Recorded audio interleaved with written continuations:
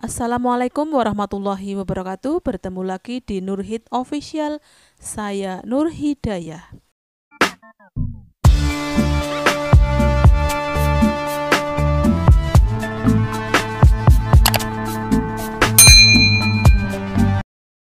Pada kesempatan kali ini kita akan membahas tentang nilai-nilai kehidupan dalam cerpen. Materi yang akan kita bahas kali ini adalah KD 3.8. Mengidentifikasi nilai-nilai kehidupan yang terkandung dalam kumpulan cerpen yang dibaca. Tujuan pembelajaran dari KD ini adalah mengidentifikasi nilai-nilai kehidupan dalam cerpen. Apa yang dimaksud dengan cerpen?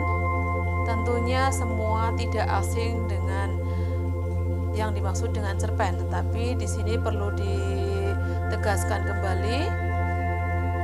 Di sini saya mengambil definisi cerpen dari teori pengkajian fiksi karangan Burhan Nurgiantoro. Dijelaskan bahwa cerpen merupakan sebuah cerita yang selesai dibaca dalam sekali duduk. Kira-kira berkisar antara setengah sampai 2 jam. Sementara itu, dalam Kamus Besar Bahasa Indonesia dijelaskan bahwa cerpen adalah kisah pendek atau kurang dari 10.000 kata yang memberikan kesan tunggal dominan dan memusatkan diri pada satu tokoh dalam satu situasi. Kita lihat dalam kehidupan, nilai-nilai yang dimaksud yang pertama adalah nilai agama atau religius. Nilai agama atau religius adalah nilai yang didasarkan atas hukum-hukum dalam ajaran agama atau kitab suci. Dalam hal ini, ukuran benar atau salah, atau bisa juga halal atau haram, didasarkan pada aturan atau kaidah agama tertentu. Misalnya, mencuri dan berjudi adalah perbuatan yang dilarang oleh agama. Nilai yang kedua adalah nilai moral. Nilai moral adalah nilai-nilai yang didasarkan pada pendidikan moral atau budi pekerti masyarakat. Sebuah cerpen yang baik akan mengandung nilai-nilai moral yang bermanfaat untuk kehidupan pembacanya.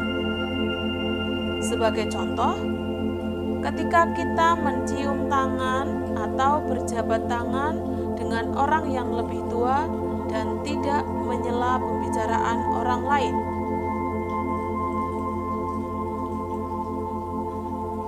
Nilai yang ketiga adalah nilai sosial.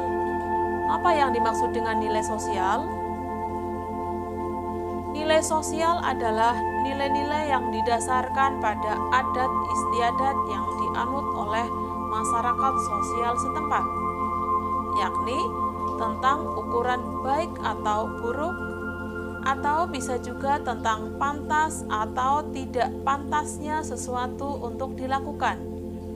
Sebagai contohnya adalah membantu seseorang yang sedang tertimpa musibah. Yang keempat, ada nilai politik. Nilai politik berkaitan dengan permasalahan politik atau pemerintahan. Nilai-nilai politik umumnya muncul sebagai kritik membangun atau sebagai koreksi terhadap jalannya pemerintahan dan upaya penyampaian aspirasi oleh rakyat. Sebagai contohnya, unjuk rasa atau aksi damai, atau bisa juga berupa dialog dan musyawarah yang dilakukan dengan pemerintah. Yang kelima ada nilai budaya. Nilai budaya berkaitan dengan kebiasaan masyarakat dalam suatu lingkungan yang telah mengakar dan turun-temurun. Sebagai contohnya adalah gotong royong, ronda, musyawarah, atau bisa berupa pesta panen. Nilai yang terakhir ada nilai estetika. Nilai estetika berkaitan dengan ukuran keindahan tentang sesuatu dalam cerpen. Jadi, setiap unsur dinilai dari indah atau tidaknya. Misalnya, penggunaan diksi. Diksi atau bisa disebut juga dengan pilihan kata dalam menggambarkan objek tertentu. Simpai keramat. Arae adalah orang kebanyakan. Gerak-geriknya canggung serupa belalang sembah, tetapi matanya istimewa. Disitulah pusat gravitasi pesona Arae. Kedua bola matanya itu, sang jendela hati, adalah layar yang mempertontonkan jiwanya yang tak pernah kosong. Sesungguhnya, aku dan Arae masih bertalian darah.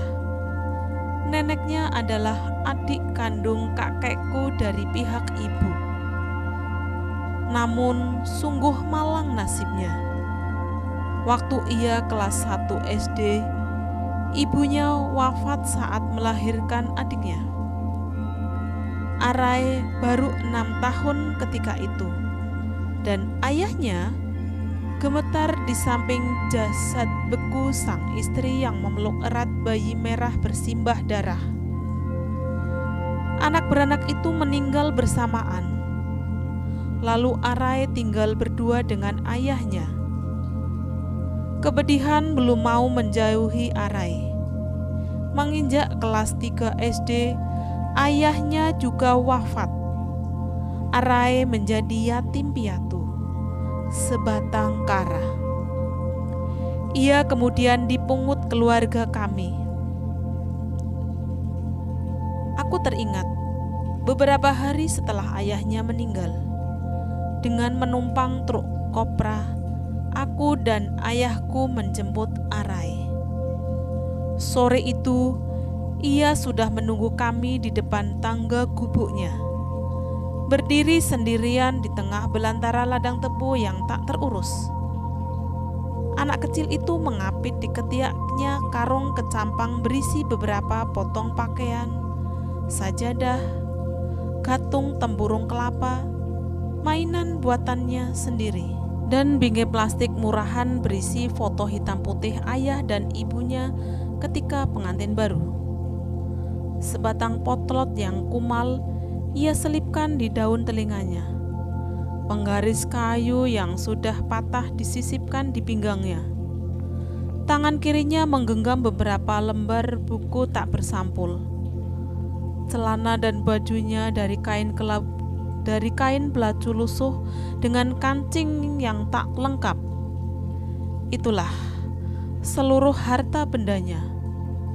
Sudah berjam-jam ia menunggu kami. Tampak jelas wajah cemasnya menjadi lega ketika melihat kami.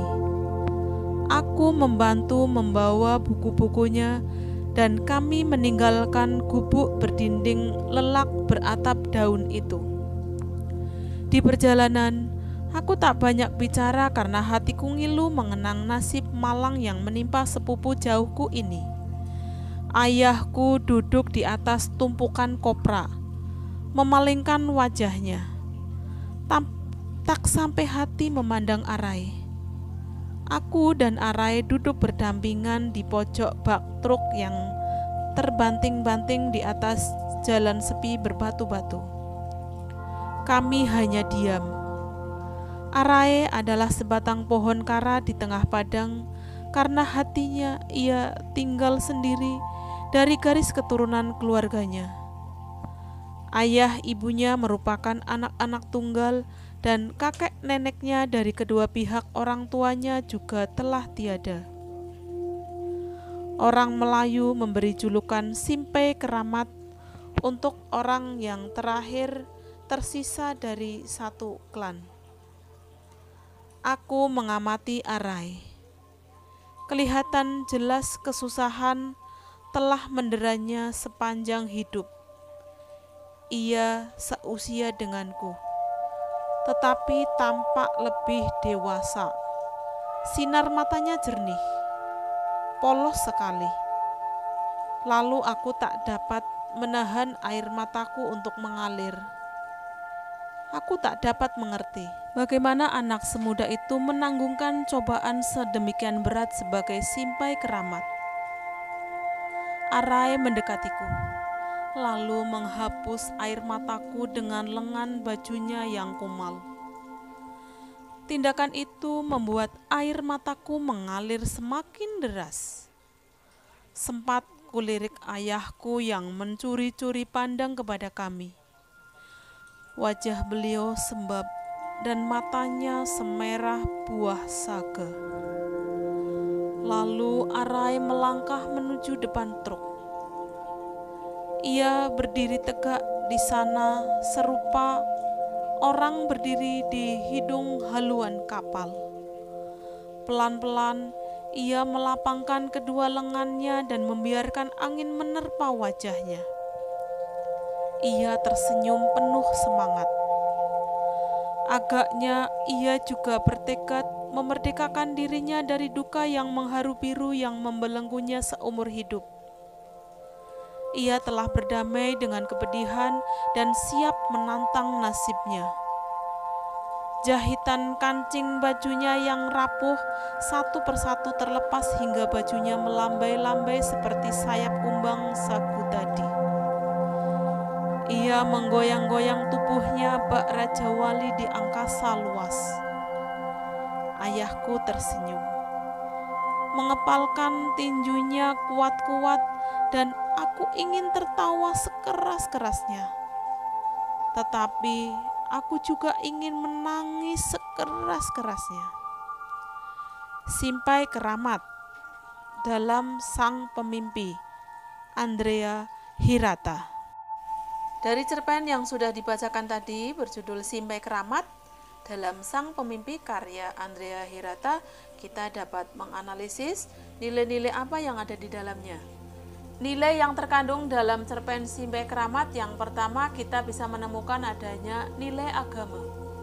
Nilai agama yang terkandung dalam cerpen tersebut adalah kewajiban melaksanakan sholat bagi kaum muslim. Hal tersebut tersirat dalam kutipan kalimat berikut. Anak kecil itu mengapit di ketiaknya karung kecampang berisi beberapa potong pakaian, sajadah, gantung tempurung kelapa, mainan buatan sendiri, dan bingkai plastik murahan berisi foto hitam putih ayah dan ibunya ketika pengantin baru. Inti yang menunjukkan bahwa kalimat ini ada nilai agama, yaitu ada kata sajadah, di mana sajadah itu merupakan perlengkapan kaum muslim untuk melaksanakan sholat. Nilai yang lain yang bisa kita temukan ada nilai sosial. Nilai sosialnya seperti apa? Nilai sosial yang terdapat dalam cerpen tersebut adalah membantu keluarga yang sedang kesusahan. Keluarga aku membantu Arai yang telah ditinggal ayah dan ibunya karena meninggal. Dia diambil oleh keluarga aku untuk hidup bersama mereka. Hal tersebut tersurat dalam kutipan kalimat sebagai berikut. Arai menjadi yatim piatu, sebatang kara. Ia kemudian dipungut keluarga kami. Dari kutipan ini yang menggarisbawahi bahwa ada nilai sosial, yaitu ia dipungut keluarga kami.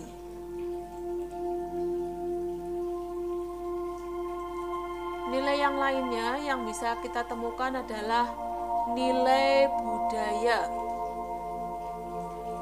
Nilai budaya yang terdapat dalam cerpen tersebut adalah adanya julukan sampai keramat bagi seseorang yang tersisa dari satu klan. Hal tersebut tersurat dalam kutipan kalimat sebagai berikut. Kami hanya diam.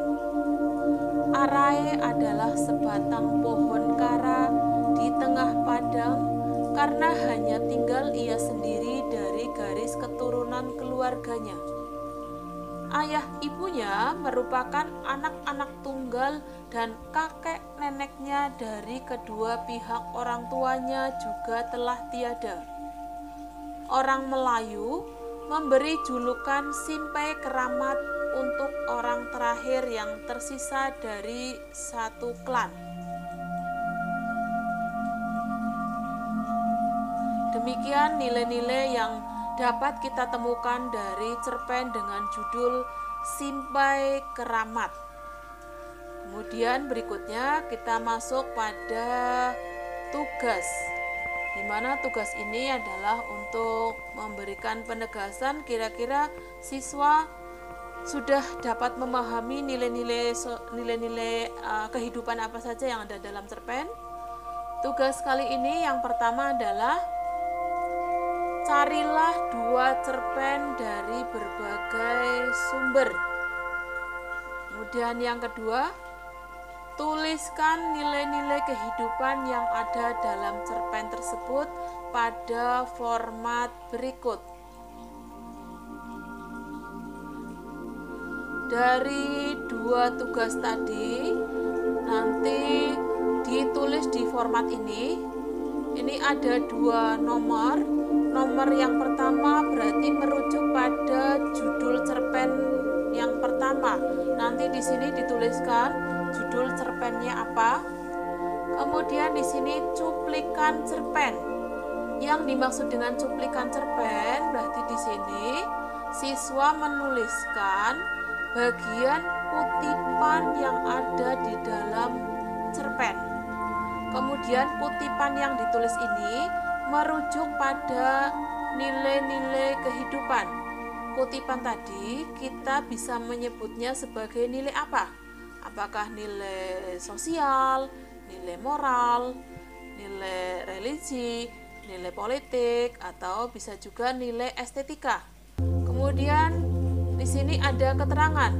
Setelah tadi menuliskan judul cerpen, cuplikan, nilai-nilai yang dimaksud, kemudian alasannya apa? Mengapa cuplikan yang dituliskan di sini kita sebut sebagai nilai apa? Kira-kira alasannya apa? Kemudian yang kedua di sini berarti untuk menuliskan judul cerpen yang kedua yang diisikan sama seperti di nomor 1. Ya, nomor 2 ada cerpen yang kedua, kita tuliskan cuplikan cerpen, nilai-nilai kehidupan, keterangan atau alasan menyebutkan cuplikan itu sebagai nilai apa. Ya, demikian tugas yang dikerjakan, mudah-mudahan dapat dipahami. Terima kasih atas perhatiannya. Jangan lupa belajar tanpa henti. Wassalamualaikum warahmatullahi wabarakatuh. Terima kasih sudah menonton. Jangan lupa like, komen,